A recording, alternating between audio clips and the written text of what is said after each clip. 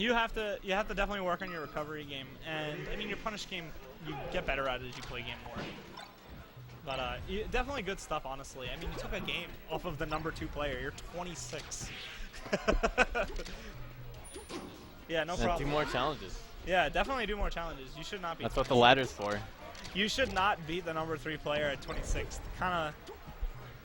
Or you can just not be ranked if you don't like being ranked. It's secondary. Don't have to take away from a person's win. Yeah. I don't agree with that. I agree with that. Spiffykins beat my Sheik, just like he beat Emblem Fire's Sheik. And therefore, I lost a set to Spiffykins, and Emblem Fire lost a set to not Spiffykins. What is his name? I actually forgot. Foamstorm. Foamstorm, thank you. Is this an actual match? Yes. This is loser's bracket. Winner gets in the top 8.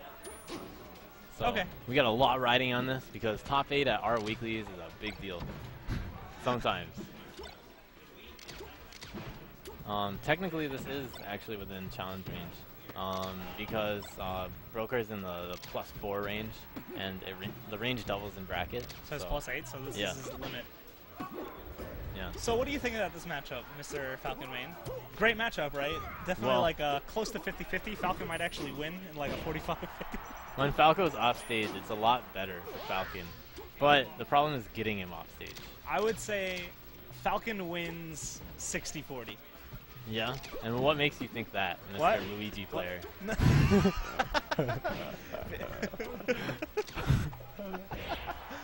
Because this matchup is better than Luigi. Because Luigi's is a 50-50, and I know that Falcon is better than Luigi, so it must be a better matchup.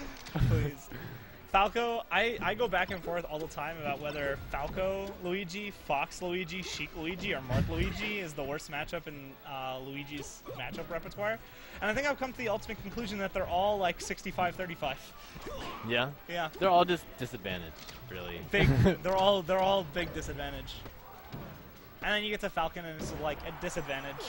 You get to like Peach and it's like, yeah, 65-35 is accurate in my opinion. But anyway, no. This matchup is definitely not significantly better for Falcon. Falcon and Luigi are kind of similar characters in some ways. Yeah. They both have slow moves and slow options, but they have really hard punish games. They also have fast ways of getting back in the action. Falcon runs, Luigi wave dashes. Running is better. Always. Yeah, because you can actually do things out of a run. And in wave dash, you're in that landing lag frames. Broker's gone for that side B towards the stage plenty of times. It's safer than average. Oh, so Broker's the Falco, and Scott is the... No, Broker is the Falcon. Oh. Scott Sterling is definitely Falco. Okay. You said... Okay, never mind. But yeah, I don't entirely know the history between these two, but I do know that Broker certainly has the potential to go higher. He's one of those players that's like a little bit low on the ladder maybe, but like he has to get those wins, and this would be one of those wins. He can't just kill himself. That was a good reaction. Yo, Trilo, I think I kind of agree. I might put Fox above Marth. Right now, I'm actually thinking that Sheik is Luigi's worst matchup. Like, I just come to that theory. Well, if you want opinions about the Falco-Falcon matchup, here's what Falcon should be doing. One, know how Falco lasers. Recognize the Falco spacing that they want to laser from, and then, like, you just have to be familiar with, like, from this distance, he's going to laser. From this distance, he's going to, like, something out of shield. Like, there I just saw, like, Scott Sterling does some lasers, Broker got close, he shielded, and then Scott Sterling went for spot dodge. He spot dodged there after get up. And Broker loves his tech chases off stage that aren't tech chases, they're just deaths. Scott Sterling needs to do later aerials on shields to avoid getting shield grabbed like that. Also, he can delay the aerials and make sure that he does a shine afterwards. Those are some slightly later aerials. Good job just taking the stage after that. Yeah. He covered like a shield drop and the attempt to go back towards the stage. But, knee beats the early frames of F smash. Like the little wind up of Falco before he decides to round high skill Q. And it's really easy for both characters to edgeguard each other, but Falcon has a lot more opportunity to mess up and have it hurt him when edge guarding, because like if you get hit by a side B, that's bad. Falco just has more options, even though they're both like iffy for recovering. Yeah. One thing I will say, nice read. Yeah, but you can't go for those reads all the time because. Well, like, but here the thing is where he was, right? He could still cover the tech in. Yeah. He could still cover the tech away because just of where he was, and it didn't matter, and he got it. See, he knew what he was doing. Yeah, well, he's definitely calling out Scott Sterling's techs in place. Yeah. And Scott it Sterling worked out for him really well. 2 stocks in a row. Really low percent kills. Yeah. Scott Sterling better not let him do that again. Yeah. One thing I would say about this matchup is it's bad for Falcon for sure, right? Because lasers just pin down Falcon, and Falcon doesn't have that neutral game option that really beats it.